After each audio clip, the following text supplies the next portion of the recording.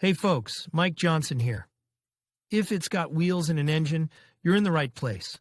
On this channel, we dive into car repairs, maintenance tips, and everything you need to keep your ride running smooth. If you're into cars and want to keep learning, don't forget to hit that like button and subscribe. It really helps the channel out. All right, enough talking.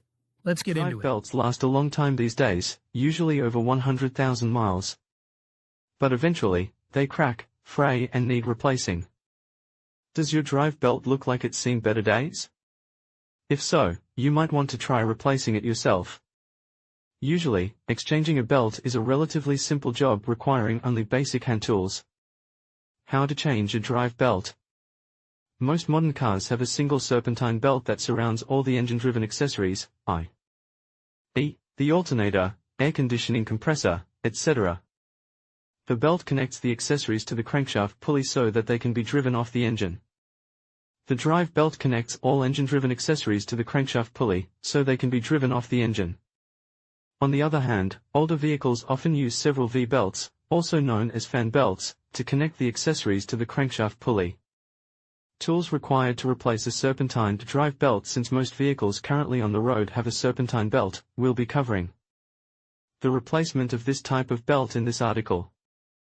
The tools you'll need to replace your serpentine drive belt will vary according to the type of car you own. In general, however, you'll need a repair manual or access to a repair database, safety goggles, serpentine belt tool, cutter bar or long-handled wrench, depending on vehicle, serpentine drive belt replacement instructions. Before you start, keep in mind that all vehicles are different. The information below is generic and for entertainment and educational purposes only. Be sure to follow the repair information for your specific application. Repair manuals, such as those from Chilton, are helpful, but a subscription to a repair database is even better. ALLDATA and Mitchell 1 both have single vehicle subscriptions for do-it-yourselfers that provide detailed factory repair information. You can read more about accessing quality repair information in this article. Although drive belts these days last a long time, they eventually crack, fray and need replacing.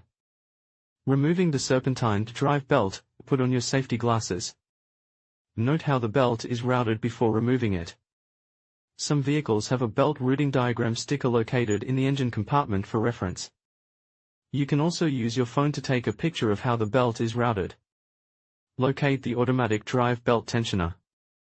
Depending on the design of the tensioner, it may have either a square slot, which accepts the drive end of a ratchet, or a traditional bolt head. Using the appropriate tool, push the tensioner away from the belt and release the tension. The tensioner may need to be rotated clockwise or counterclockwise, depending on the design. While holding the tensioner with one hand, use your other hand to slide the belt off one of the accessory pulleys. Choose the pulley easiest to reach. Pull the belt out and away from the remaining pulleys, then remove the belt from the vehicle. Installing the serpentine belt, and compare the new belt to the old one to make sure they share the same design. Refer to the belt routing diagram, or the photo you took earlier. Then route the belt over all but one of the pulleys, leave the easiest to reach pulley for last. Hold the belt near the last pulley with one hand, then use your other hand to turn the tensioner with the appropriate tool. Use your hand to slide the belt onto the final accessory pulley. Once the belt is in place, you can slowly release the tensioner. Check the belt again to make sure it is correctly routed. Start the engine to check your work. In conclusion, changing a drive belt may seem daunting at first, but with the right tools and a bit of patience, it can be a straightforward task.